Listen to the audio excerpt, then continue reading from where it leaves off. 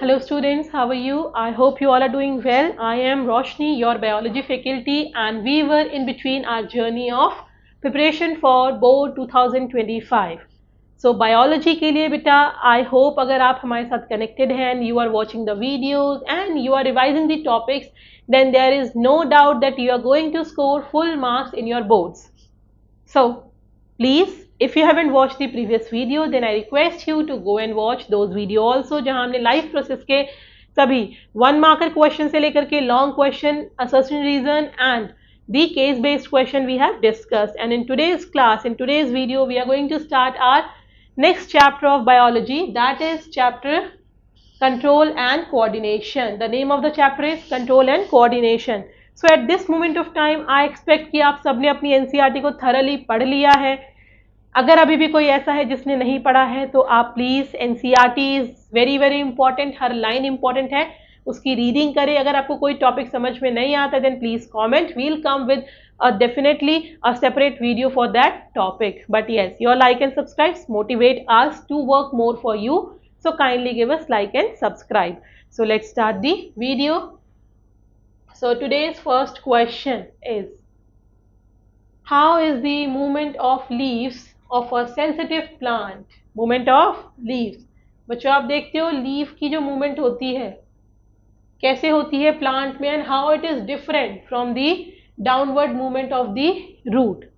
आप सबने देखा है जो हमारा प्लांट के अंदर हमारा एक पार्ट होता है below the ground, that is the root, और above the ground part that is the shoot, जिसमें हमारी लीव्स भी होती हैं, ब्रांचेज होती हैं, स्टेम है हमारी.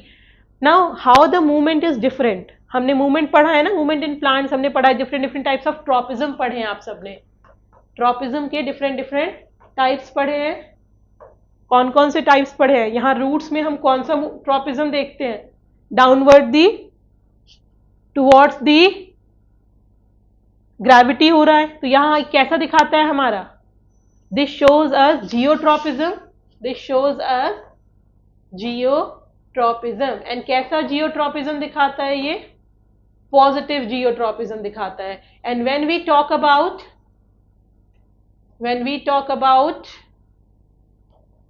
लीव्स कहाँ है हमारी? Leaves is growing upward, so the leaf is showing negative geotropism. ये एक डिफरेंस है. Any other difference which you can spot between the growth of root and leaf? अगर हम sensitive plant like touch me not, that is called mimosa pudica, आपको ये नाम पता होना चाहिए कि प्लांट के लीफ को जब टच करते हैं दैट लीफ गेट्स क्लोज्ड और इट गेट्स श्रिंक, राइट? वहां कोई ग्रोथ नहीं इन्वॉल्व होती है, but in the roots downward movement growth is involve, right? So these are the few difference point. But जब भी कभी डिफरेंस आता है बच्चों हम टेबुलेटेड करके लिखते हैं डिफरेंस को. सो ये आपके लिए टेबुलेटेड वे में we have written, kindly have a look. यहाँ हमने सेंसिटिव प्लांट की ग्रोथ के बारे में बात करी है and downward movement of roots की बात करी. क्या डिफरेंस है यहाँ पे? जो हमारा स्टिमुलस क्या होता है?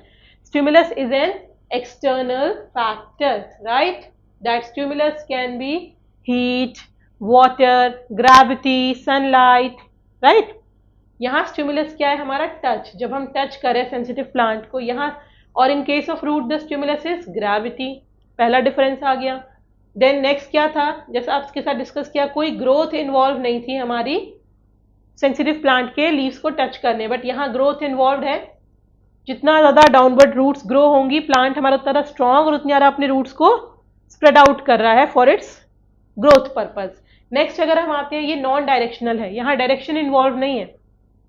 हम स्टेम की या लीव्स की बात करें नॉर्मल ग्रोथ की, तो वो हमारी नेगेटिव जियोट्रॉपिज्म होती है, बट जो श्रिंकेज होती है, क्लोजिंग ऑफ मिमोसा पुदीका, वो हमारी डायरेक्शनल नहीं होती, लेकिन डाउनवर्ड में डायरेक्शनल होती है. यहाँ दिखाता है हमारा positive geotropism towards the gravity. Is that clear? Moving ahead. There is a hormone which regulates carbohydrate. हमारी बॉडी में एक हार्मोन है, आपको पता है हमारी बॉडी में मल्टीपल हार्मोन्स है जो मिलके बॉडी की फंक्शन को मेंटेन कर रहे हैं. बट यहाँ कौन सा हार्मोन है जो रेगुलेट करता है कार्बोहाइड्रेट को, प्रोटीन को और फैट के मेटाबॉलिज्म को हमारी बॉडी में? Name the hormone and the gland which secretes it. हमें हार्मोन का नाम बताना है, साथ में वो ग्लैंड बताना है जिससे वो हार्मोन हमारा सिक्रीट हो रहा है. And another question is why it is important for us to have iodised salt in our diet. ये CBSE 2024 में पूछा गया क्वेश्चन है. आपको मैं बार बार एक ही चीज कहती हूँ बच्चों, कई बार आपको आंसर पता होता है मगर the way of writing, the answer writing plays a very important role. Why someone is securing 5 out of 5 and someone is securing 5 out of 3 marks or 2 marks because the way of writing and CBSE में important होता है. तो अगर आप देखें यहाँ 3 चीजें पूछी गई. अगर हम हार्मोन की बात करें, the hormone which is important to regulate carbohydrate, proteins and fats metabolism. याद आ रहा है आपको हार्मोन्स कौन सा है? That is thyroxine. हार्मोन क्या है हमारा? थायरॉक्सिन हार्मोन है. अभी सबको याद आ गया. यस. कहाँ से सिक्रीट होता है हमारा थायरॉक्सिन हार्मोन, जिसको हम क्या कहते हैं? T3 या T4 क्या कहते हैं? थायरॉक्सिन इज अ ग्रुप जिसके अंदर हमारे T3 और T4 हार्मोन्स होते हैं and that is secreted by gland thyroid. कौन सिक्रीट करता है इसे? हमारा थायराइड ग्लैंड सिक्रीट करता है. And the last part of the question, why it is important for us to have iodised salt. सबने ऐड देखा है ना बचपन में, हम एक ऐड देखते थे, all the vegetables are running there and here and then comes a ad, Nirma नमक बच गए. वाई? निरमा नमक में क्या क्या क्लेम कर रहा था वो ऐड बच्चों? वो क्लेम करता था दैट निरमा नमक has iodine inside it. And iodised salt लेने से क्या होता है? अगर हमने आयोडाइज्ड सॉल्ट नहीं लिया then we will not be getting iodine, and iodine की कमी से, लैक ऑफ आयोडीन कॉजेज एक डिजीज होती है जिसे क्या कहते हैं हम? थायराइड.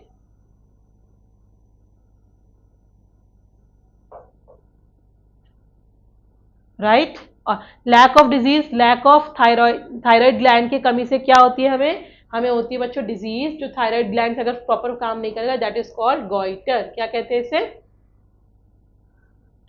गॉइटर का सिंबल क्या होता है? कैसे आप पहचानेंगे किसी को गॉइटर है?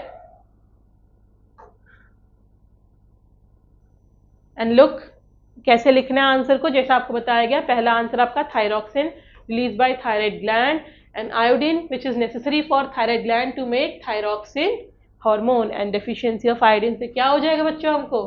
गॉइटर. अगर आप ऐसे लिखते हैं तो आपको कंप्लीट मार्क्स मिलेंगे इस क्वेश्चन के. Then we have next question. I hope सबको समझ में आ रहा है. You can tell me your feedback by commenting. Sensory nerve of a reflex arc carries information from the receptor cells to the sensory nerves. अगर हम बात करें नर्व्स की बच्चों, नर्व्स कितने टाइप्स की होती हैं? नर्व्स हमारी 2 टाइप की होती हैं, सेंसरी एंड मोटर.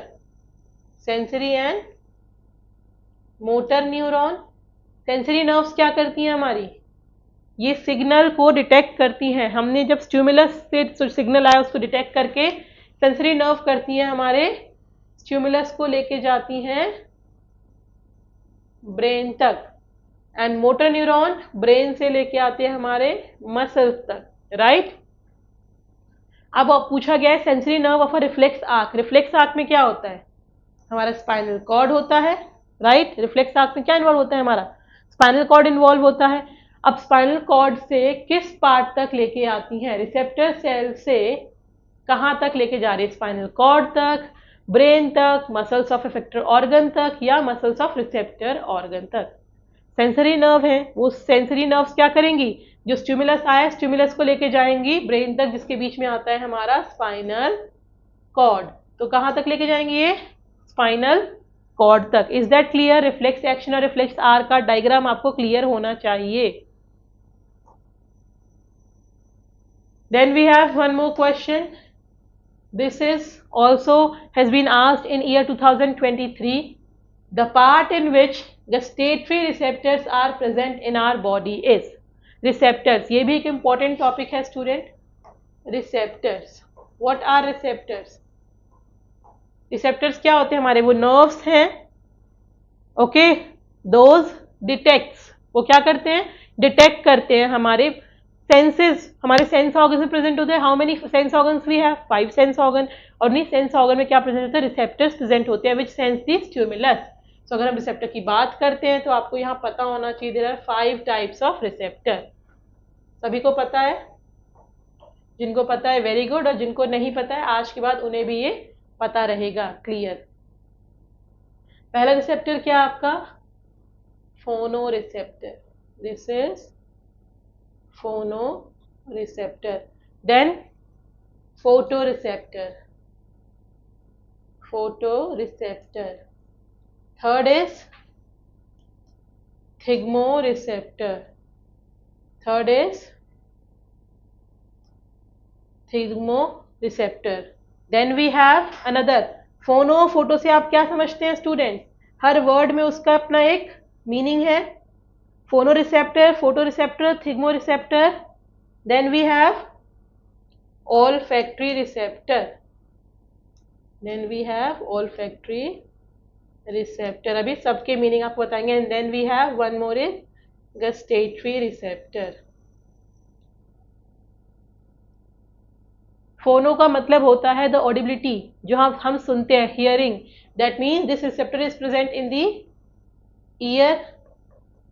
एक सेंस ऑर्गन हमारा कवर हो गया। फोटो, फोटो से क्या समझते हैं? Light to see, that will be present inside eyes. Thigmo, thigmo word कहाँ से आया स्टूडेंट्स? थिग्मो वर्ड आता है हमारा टच से, तो ये कहाँ प्रेजेंट होंगे? हमारे स्किन पे। olfactory, olfactory word is from the smell. That means these receptors will be present inside the nose. And what is your last sense organ? Gustatory, inside the or below the tongue. So gustatory receptors are present in, clear हो गया आपको यहाँ से? टंग पे why I have make you understand all different types की question में जरूरी नहीं है सेम क्वेश्चन रिपीट हो, आपसे किसी और रिसेप्टर का एग्जाम्पल देके भी पूछा जा सकता है। And receptors plays an important role.